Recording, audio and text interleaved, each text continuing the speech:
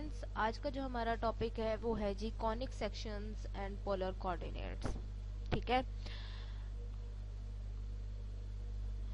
Conic sections and the polar coordinates. इस chapter में हम हमारे जो डिफरेंट ज्योमेट्रिक डेफिनेशंस हैं, जैसे हमारे पास पैराबोला होता है, एलिप्स, हाइपरबोलास, हम इनकी स्टैंडर्ड डेविएशन या स्टैंडर्ड इक्वेशंस ड्रॉ करेंगे और इन कर्व्स को हम कॉनिक सेक्शंस या कॉनिक्स भी कहते हैं। ठीक है, जो हम उनकी स्टैंडर्ड इक्वेशन ड्रॉ करेंगे वो इक्वेशन जो है वो कोई ना कोई कर्व बनाती होगी, उसे हम कॉनिक सेक्शंस या कॉनिक्स कहते हैं। ठीक है, और इसी के हवाले से हम पढ़ेंगे और फिर उसके मॉडल बनाएंगे कि आया वो मॉडल हमारी रियल लाइफ में कहाँ कहाँ एग्जीक्यूट होते हैं।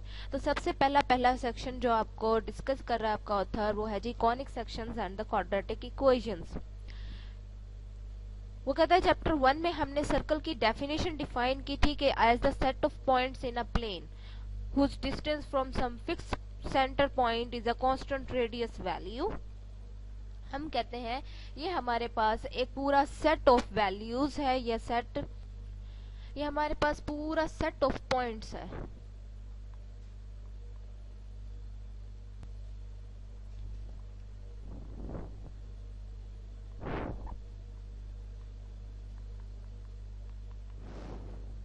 सेट ऑफ पॉइंट्स किसने? प्लेन में। ठीक है, जिसका एक फिक्स पॉइंट से हमारे पास उन तमाम सेट ऑफ पॉइंट्स का जो फिक्स डिस्टेंस है, यानी इस सेंटर पॉइंट से इन तमाम पॉइंट्स का जो डिस्टेंस है वो फिक्स है r। ठीक है,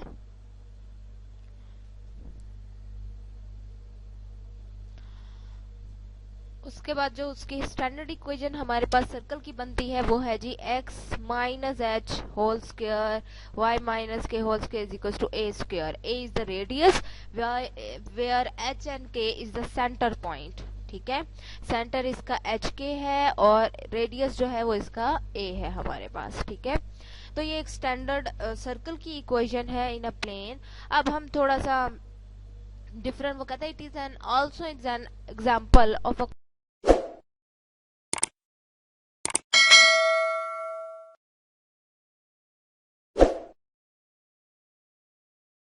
conic section which are curves formed by cutting a double cone with a plane। तो वो कहता है अगर हम कोई डबल कॉन की आपको शेप तो याद है ना,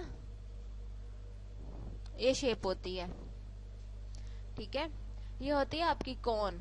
ठीक है, कॉनिक सेक्शन कॉन शेप होती है। ठीक है, तो वो कहता है अगर यहाँ पे दो कॉन्स ले ली जाएं, ठीक है, दो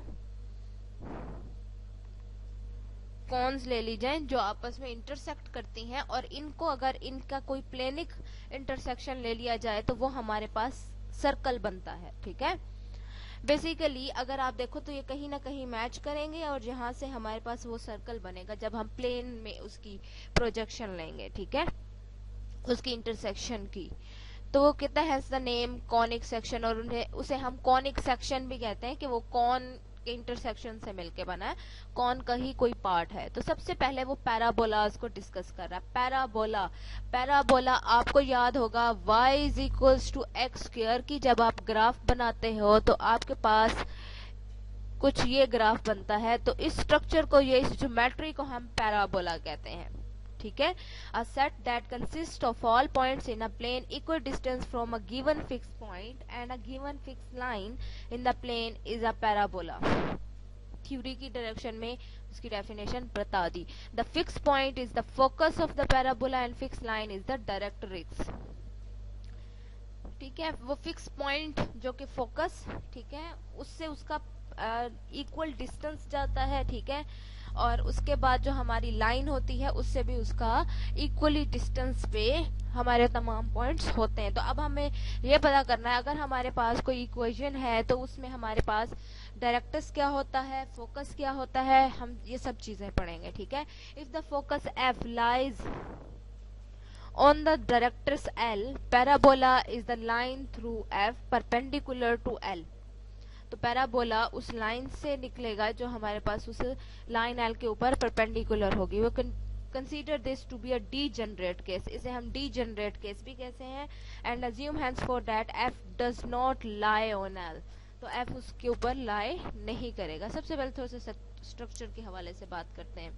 ये है जी circle perpendicular to cone axis, ये उसने सर्कल के बारे में बताया। ये इलिप्स, और ये उसको पैराबोला बता रहा है। अगर आप देखो तो ये पैराबोला बन रही है,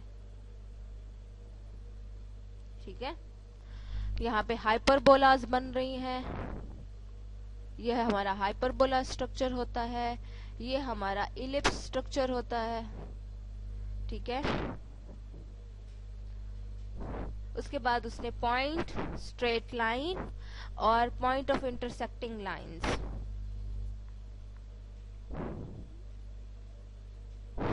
ठीक है, इन सब को डिस्कस किया है। अब इसमें जो स्टैंडर्ड कॉनिक सेक्शंस हैं वो है a, are the curves in which a plane cuts a double cone, ठीक है, जहां एक प्लेन डबल कॉन को कट करता है। हाइपरबोला के दो पार्ट्स आते हैं जिन्हें हम दो ब्रांचेस कहते हैं, जैसे जस्ट लाइक दिस, ये दो अलग अलग पार्ट्स में आ रहा है, पहला पार्ट, दो पार्ट, इनको हम ब्रांचेस कहते हैं, ठीक है। The points and lines obtained by passing the plane through the cone's vertex are degenerate conic sections। तो ऐसे प्लेन्स जो हमारे उसमें से, यानी हमारे कॉनिक सेक्शंस में से या हमारी कॉन के इंटरसेक्टिंग पॉइंट में से गुजरते हैं, उन्हें हम डीजनरेट केस कहते हैं। अब आप खुद देख लें, पहले 4 केसेस में ए पार्ट में नहीं है, जबकि बी में जितनी हमारे पास आ जाता है, चाहे वो पॉइंट की एब्रीविएशन है, लाइन की है या पेयर ऑफ इंटरसेक्टिंग लाइंस हैं, ये सब के सब हमारे पास डीजनरेट कॉनिक सेक्शंस हैं, ठीक है। मैंने अभी सिर्फ फिगर को डिस्कस किया है, पीछे जो हमारा काम चल रहा था वो अभी हमने नहीं किया है, ठीक है। अच्छा, फॉर एग्जाम्पल अब हमारे पास जो आज जहां तक मुझे याद है, जहां तक पैराबोला के स्ट्रक्चर को डिस्कस करने की बात है, तो पैराबोला का स्ट्रक्चर आप लोग अपने एफएससी में भी डिस्कस करते हो। एफएससी में आपको पैराबोला के करस्पॉन्डिंग फोकस, डायरेक्ट्रिक्स और डिफरेंट टर्म्स के बारे में बताया जाता है, ठीक है।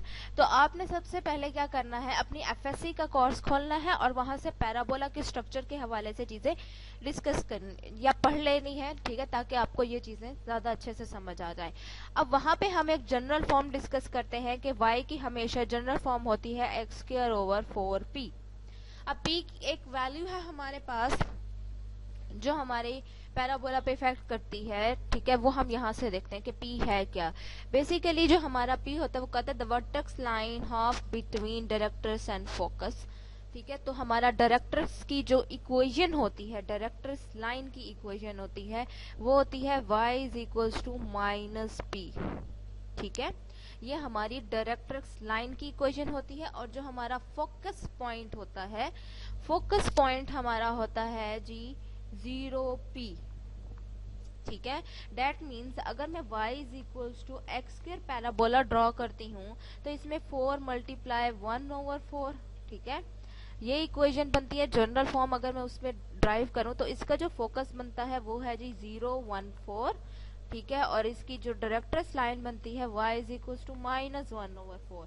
डेट मीन्स जो हमने पीछे ड्रॉ किया था हमारा पैराबोला y = x², उसमें -1/4 पे ये हमारी जो लाइन बनती है L है, डायरेक्ट्रिक्स L, और यहाँ पे 0, 1/4, यहाँ पे हमारा 1/4 कोई पॉइंट है, ये हमारा फोकस पॉइंट बनता है, ठीक है। तो इस फोकस पॉइंट से इस पैराबोला की पूरी लाइन के जितने भी सेट ऑफ पॉइंट्स हैं उन सबका डिस्टेंस और इस लाइन से उन सबका डिस्टेंस सेम है, ठीक है। यही हमारी थ्योरी की डेफिनेशंस कहते थे ना। तो वो बेसिकली वो प्रूव करना चाह रहा है कि ऐसा ही है। तो यहाँ पे हमने कोई भी पॉइंट ले लिया है P जो कि पैराबोला के ऊपर लाए करता है, ठीक है, जो कि पैराबोला के ऊपर लाए करता है। अब हमने उसका डिस्टेंस क्या लेना है, उसका डिस्टेंस सबसे पहले हम ले रहे हैं उसका डिस्टेंस हम अपने फोकस से, और फिर उसी का डिस्टेंस हम अपनी लाइन डायरेक्ट्रिक्स से ले रहे हैं और प्रूव कर रहे हैं कि क्या वो इक्वल है।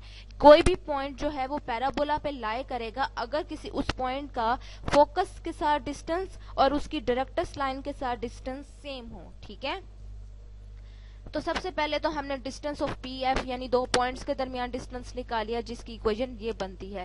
फिर हमने पी और क्यू निकाला, तो पी और क्यू के लिए क्यू का डिस्टेंस निकालने के लिए हम क्या कर रहे हैं, हम उस क्यू लाइन के ऊपर पी के प्रोजेक्शन ले रहे हैं। हम उस एल डायरेक्ट्रिक्स लाइन के ऊपर हम ले रहे हैं अपने पी का प्रोजेक्शन कि पी लाइन उस पर कहाँ पड़ता है। तो पी लाइन के करस्पॉन्डिंग हमारे पास जो इक्वेशन बनती है, क्योंकि आपको पता है डायरेक्ट्रिक्स लाइन की इक्वेशन है y is equal to minus P, तो x की कोई भी वैल्यू होगी फिक्स रहेगा कि x की, फॉर एग्जाम्पल अगर आप यहाँ से देखें y is equal to minus 1/4 हमारी डायरेक्ट्रिक्स लाइन की इक्वेशन है।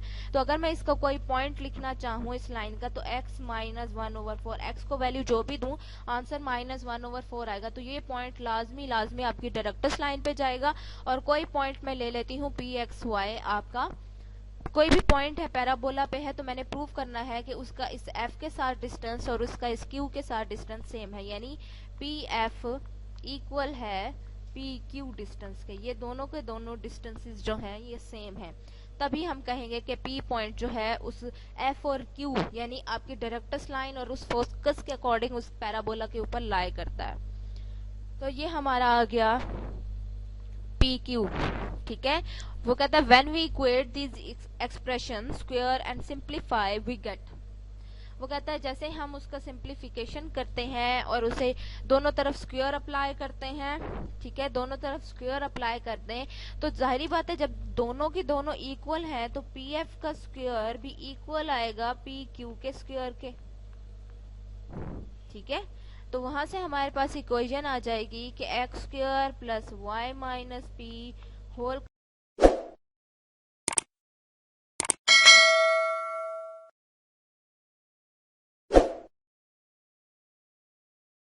का स्क्वायर इक्वल है y प्लस पी होल का स्क्वायर। जब इन टर्म को हम इस इक्वेशन को जब हम सॉल्व करते हैं तो ये हमारे पास जनरल फॉर्म बनती है, ठीक है, या ये कह लें या ये कह लें, ठीक है, ये हमारे पास जनरल फॉर्म बनती है। And these equations reveal the parabola symmetry about the y axis. तो ये कहता है कि हमारा जो पैराबोला है वो किसके अकॉर्डिंग सिमेट्रिक है, y एक्सिस के अकॉर्डिंग। यानी आप यहाँ से देखें y एक्सिस के इस तरफ भी वही वैल्यूज के साथ आएगा, इस तरफ भी वही वैल्यूज आएंगी, क्योंकि 1 पे भी 1, माइनस 1 पे भी 1, 2 पे भी 4, माइनस 2 पे भी 4। तो y एक्सिस के करस्पॉन्डिंग सिमेट्रिक है, यानी सेम बिहेवियर से बढ़ रहे हैं ऊपर की तरफ या सेम वैल्यूज आ रहे हैं, ठीक है। ये चीज हम कहते हैं कि ये चीज अगर किसी ग्राफ में हो तो वो उस एक्सिस की तरफ सिमेट्रिक होता है, ठीक है। अब आपके पैराबोलास की भी टाइप्स होती हैं, एक अपवर्डेड है, एक डाउनवर्डेड होता है, ठीक है। डाउनवर्डेड वाला नेगेटिव y एक्सिस के करस्पॉन्डिंग इसकी इक्वेशन आ जाती है y is equal to minus Y X square, ठीक है।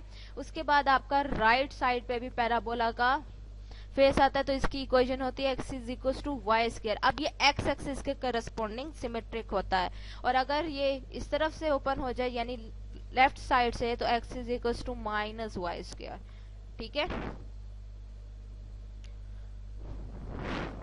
लेकिन बढ़ेंगे सेम वैल्यूज के साथ ही। अच्छा, उसके बाद वो कहता है the point where a parabola crosses its axis is the vertex. अब वो कहता है ऐसा पॉइंट जहां पे आपका पैराबोला किसी भी एक्सिस को कट करता है वो उसका वर्टेक्स पॉइंट होता है। तो फॉर एग्जांपल ये जो मैंने इक्वेशंस ली हैं इन सब में जो हमारा ओरिजिन पॉइंट है, हमारा ओरिजिन पॉइंट है वो हमारा वर्टेक्स पॉइंट है, ये हमारा क्या है, वर्टेक्स। इन सब में जो हमारा ओरिजिन आ रहा है यानी 0 पॉइंट, ये हमारा वर्टेक्स है, ठीक है।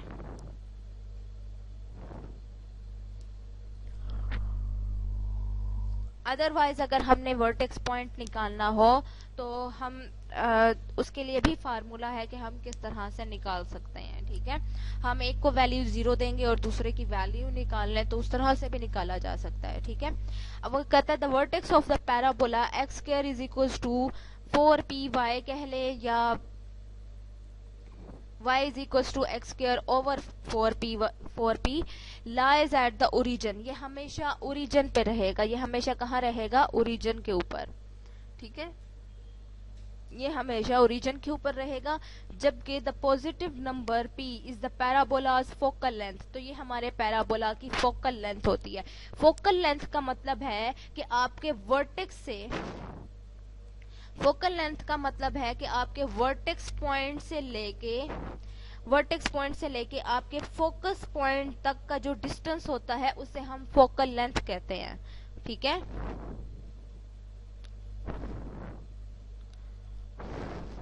यानी ये जो हमारा वर्टेक्स ओरिजिन पे ये जो हमारी लेंथ होगी इसे हम फोकल लेंथ कहते हैं, और ये ओरिजिन हमेशा, ये जो लेंथ होती है ये हमेशा लेंथ p होती है। ठीक है, यानी ये डिस्टेंस हमेशा p की वैल्यू जो भी होगी वही इस दोनों पॉइंट्स का डिस्टेंस होगा।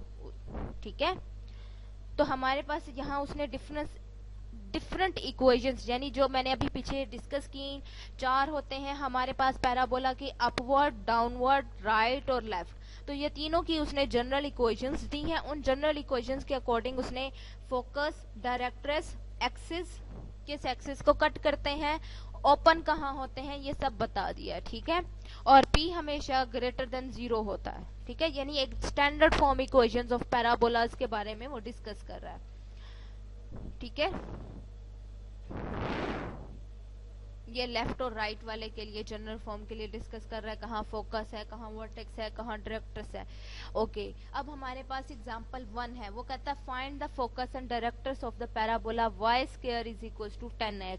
तो y square is equal to 10x को हम हमेशा लिख सकते हैं y square is equal to, हमारी जो जनरल फॉर्म है 4px। अब इसको इसके साथ कंपेयर करें तो 4p की वैल्यू क्या आ जाती है, आप कंपेयर कर दें 1 और 2 को, तो by comparing 1 over 2 it implies 4p is equal to 10। तो p की वैल्यू आ जाएगी 10/4, सिंप्लीफाई करके लिखें तो 5/2। तो यानी p की वैल्यू है हमारे पास 5/2। तो फोकस की जनरल पॉइंट क्या होता है, 0, p ये पॉइंट होता है, तो हमारे पास 0, 5/2 ये हमारी फोकस आ गया। ठीक है, बल्कि उल्टा होता है, 0p उस कंडीशन में होता है जब हमारे पास x स्क्वायर में आता है। ठीक है, जब y स्क्वायर में आ रहा है तो पहले हमारे पास p आएगा और फिर कॉमा 0। हमारी ऊपर जनरल फॉर्म दी हुई है, हम उसी को देख के करेंगे। ठीक है, कि हमारे पास y square is equal to positive के साथ आ रहा है ना, तो इसके साथ तो ये आता है p, 0 और उसके डायरेक्टर्स की इक्वेशन होती है x is equal to -p। तो आपने टेबल से याद रखना है और टेबल से हम चीजें लेते जाएंगे और यहाँ पे वैल्यूज ले लेंगे। तो डायरेक्टर्स की इक्वेशन -p दैट मींस -5/2। ठीक है, तो आपके फोकस और डायरेक्टर्स आपने निकाल लिए। अच्छा, सबसे पहले हम थोड़ा सा एक्सरसाइज की तरफ जाते हैं और देखते हैं कि क्या हमारे पास इसके करस्पॉन्डिंग हमारी एक्सरसाइज में क्या क्या चीजें हैं।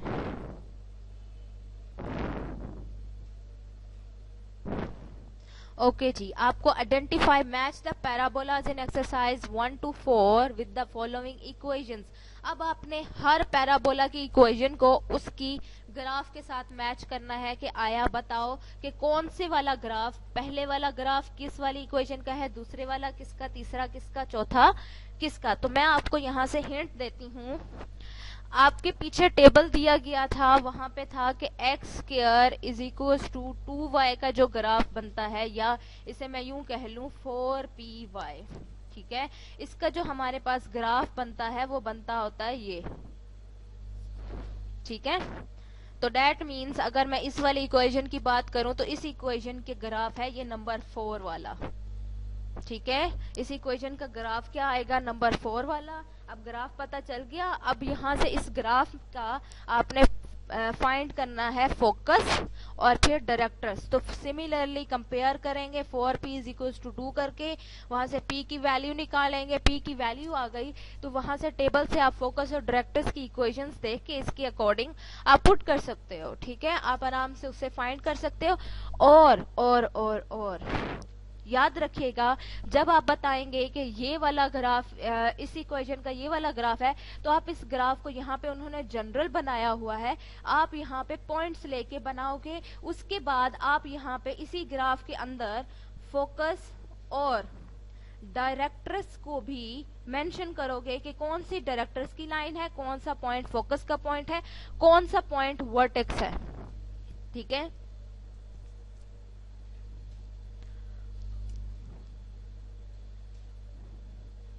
ठीक है, अभी इतना करेंगे। ठीक है, हम अभी सिर्फ पैराबोलाज को आप लेके चले। ठीक है, उसके बाद हम इंशाल्लाह नेक्स्ट हम इलिप्स को डिस्कस करेंगे।